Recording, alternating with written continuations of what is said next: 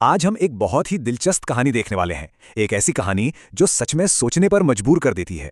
ये कहानी है दो बहनों की, जिनकी जिंदगियां भाई बिल्कुल अलग अलग रास्तों पर निकल पड़ी। तो चलिए देखते हैं कि इस कहानी में हमारे लिए क्या सबक छुपा है। मतलब कहानी की शुरुआत ही इतने नाटकीय और कह सकते हैं दर्दनाक मोड़ से होती है। अब सवाल ये उठता है कि आखिर बात यहां तक पहुंची कैसे।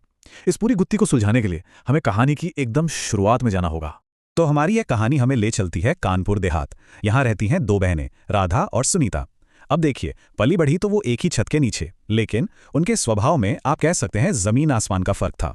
एक तरफ थी राधा, एकदम भोली, संस्कारी और उसका शांत स्वभाव सबका मन मोह लेता था। और वहीं दूसरी तरफ थी सुनीता। खूबसूरत तो थी, पर उसके दिल में अपनी ही बड़ी बहन के लिए एक जलन की, एक ईर्ष्या की आग जलती रहती थी। और होता यह था कि जब भी गांव के लोग राधा के अच्छे स्वभाव या उसके संस्कारों की तारीफ करते, तो सुनीता के अंदर की वो जलन वो और भी भड़क उठती। उसे हमेशा यही लगता कि लोग उसकी सुंदरता, उसकी होशियारी को देख ही नहीं रहे, उसे नजरअंदाज कर रहे हैं। और फिर एक दिन उनके पिता राजेश तिवारी ने एक ऐसी घोषणा की जिसने मानो सब कुछ बदल कर रख दिया।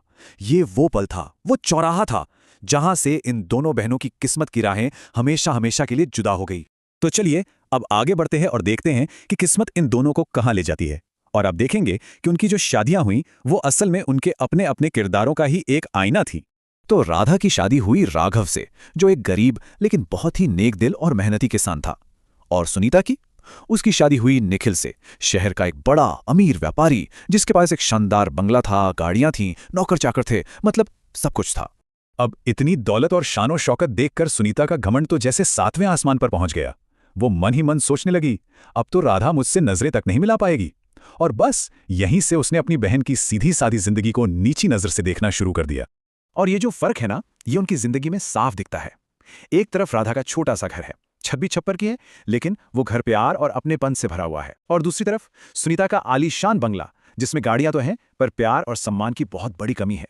सुनीता का घमंड किस हद तक बढ़ चुका था, इसका अंदाजा तीज के त्योहार पर लगता है।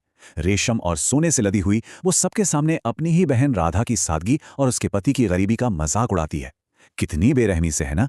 तो देखिए, एक तरफ राधा और राघव थे, जो प्यार और अपनी मेहनत के दम पर धीरे धीरे अपनी जिंदगी बना रहे थे। और दूसरी तरफ थी सुनीता की दुनिया, जो दौलत और घमंड की खोखली नींव पर खड़ी थी। और अब वो दुनिया बिखरने वाली थी। सुनीता के पास कहने को तो हर ऐशो आराम था, लेकिन सच ये था कि उसका पति उससे दूर दूर रहता था। और उसकी सास, वो तो बहुत ही क्रूर थी। छोटी छोटी बात पर उसे ताने मारती, डांटती रहती थी। उससे धीरे धीरे ये एहसास होने लगा कि जिस दौलत के पीछे वो भागी, उसकी कीमत उसे अपने आत्मसम्मान और अपने पति के प्यार से चुकानी पड़ रही है। और फिर सुनीता का पतन शुरू हुआ, और बहुत तेजी से हुआ। पहले तो व्यापार में बहुत बड़ा नुकसान हुआ, निखिल का सबसे बड़ा ऑर्डर कैंसिल हो गया और वो लोग भयंकर कर्ज में डूब गए। फिर सुनीता को अपने सारे गहने एक एक करके अपनी सास को देने पड़े, और आखिर में घर के दुर्भाग्य का सारा दोष उसी पर मढ़ दिया गया। और उसके साथ नौकरों से भी बुरा बर्ताव होने लगा। और यहीं कहानी का सबसे बड़ा कॉन्ट्रास्ट, सबसे बड़ा विरोधाभास सामने आता है।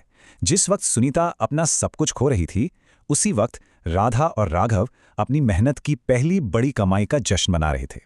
उन्होंने शहर में ताज़ी सब्जियां बेचकर 10,000 रुपए कमाए थे। उनकी ये जो सफलता थी ना, ये आपसी सम्मान और दिन रात की कड़ी मेहनत की देन थी। वो अपनी हर छोटी बड़ी खुशी साथ मिलकर मनाते थे।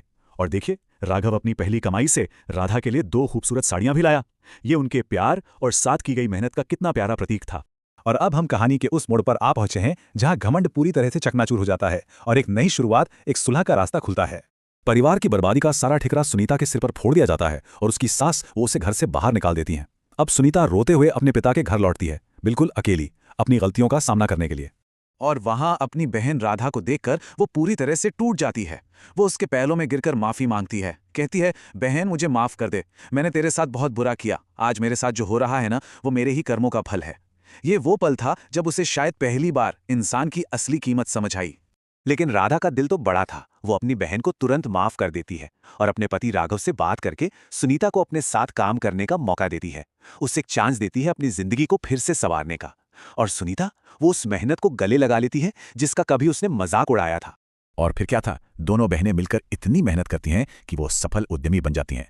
वो एक मशहूर रेस्टोरेंट खोलती हैं और लोग उन्हें स्टार्टअप आइकॉन गर्ल्स के नाम से जानने लगते हैं।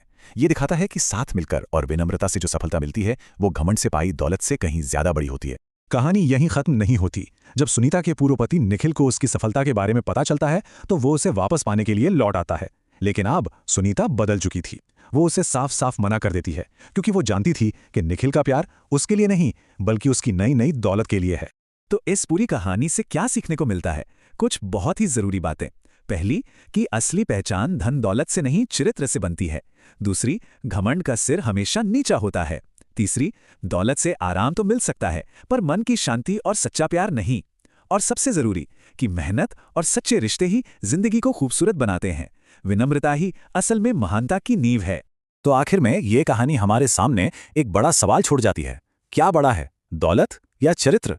ये एक ऐसा सवाल है जिसका जवाब हम सभी को अपने अंदर खोजना चाहिए।